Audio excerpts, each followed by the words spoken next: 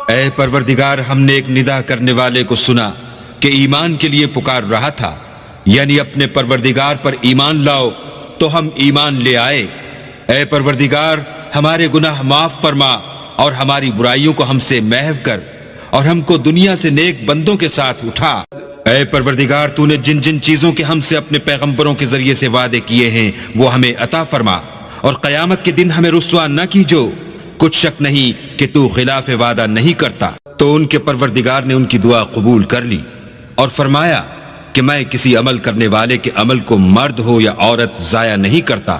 तुम एक दूसरे की जिन्स हो, तो जो लोग मेरे लिए वतन छोड़ गए और अपने घरों से निकाले गए और सताए गए और लड़े और कत्ल किए गए, मैं उनके गुनाह दूर कर दूंगा और उनको बहिश्तों में दाखिल करूंगा जिनके नीचे नहरें बह रही हैं। ये अल्लाह के हां से बदला है और अल्लाह के हां अच्छा बदला है।